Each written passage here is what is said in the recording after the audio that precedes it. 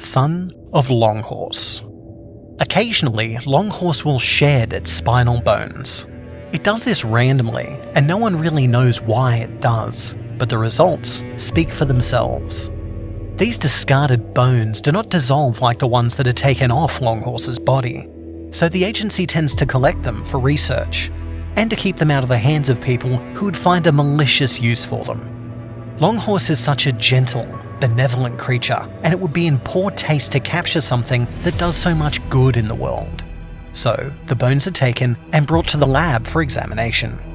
Not much was discovered that was atypical. DNA testing confirmed that the bone was from the spine of a horse. It was composed of the usual materials, that is, collagen, hardened and strengthened by calcium, and appeared to be no different to any other bone. It was to be marked for disposal when a researcher, who wasn't supposed to be smoking in the lab, had a minor accident. Nothing major, but it was enough to cause him to trip, dropping his lit cigarette onto the bone fragment. Upon contact, the bone burst into blue flames and underwent rapid growth. New bones formed, including a jawless horse skull. The process came to a finish as black hair sprouted randomly over the body.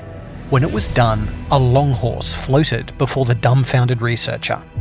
Except this one was only around 2 feet in length. It clicked around the burnt-out cigarette and made its way around the lab, examining each and everything it could touch. The researcher nervously approached the creature. His mind screamed about 1,000 different things at once, about protocol, about triggering the alarms, and most importantly, about getting this creature into containment as quickly as humanly possible. But instead, something inside him relaxed, and he held out his hand to the creature. It circled around the outstretched limb and, with a crack that sounded somehow happy, it landed in the researcher's palm. The man examined it closely, and was even able to touch the tiny Longhorse's hair. This action made for more happy clicks. That was how the son of Longhorse was discovered. The son has abilities similar to that of its father. It's able to float in the air and control its bones to contort in different ways. Son can even move from shadow to shadow, merging with them as if they were water and then appear in different, unconnected shadows. The creature is smart too. Using simple beginner's books, it was able to be taught basic English and Morse code. This is how we know that, like the parent, the son of Longhorse has precognitive abilities. Testing revealed that it could see up to a maximum of 5 minutes into the future, but unlike its parents, the tinier Longhorse can only see the future around its general area, and it has to be actively looking. Otherwise, it won't be able to see. The sun can regenerate, but at a much slower rate. Another accident, where a door slammed closed on the creature, shattered it to pieces. The researcher responsible for the accident was horrified by their mistake, almost to the point of tears. But before their eyes, the fragments started to slowly come back together. It took around 6 hours, but the son of Longhorse was able to rebuild its body after it was torn apart. It was slow, and every now and then the researcher observing had to nudge a piece into place, but a full recovery was made. The creature's personality remained the same after its recovery. It was still playfully curious, and it didn't have a drop of negative intent in its body.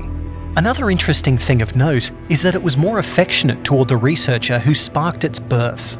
It had a clear preference for his company, and would often hang around him, wrapped around his body, usually curled around his wrist or nestling in his hair. When asked why it preferred this particular researcher, the son of Longhorse responded, in jerky but improving Morse code. It explained that it was the guardian to the researcher, that it was its duty to protect the man. This was no idle boast. When a technical glitch let a dangerous creature loose in the base, the son was quick to warn the researcher to hit the alarms and drop the metal shutters that protect every lab. Paying heed to his little friend, the researcher acted in the nick of time. As the shutters were slamming down, there was a loud screech and a ringing impact on the walls. If the researcher had not been warned, that beast would have broken in and ripped him to shreds. As the alarm had been raised and protections engaged in time, no one was harmed, and the escaped creature was promptly returned to containment. It was then that another researcher had an idea. There were multiple discarded bone fragments from Longhorse collected over the years. Some had been destroyed, but for the most part, the collected materials were intact.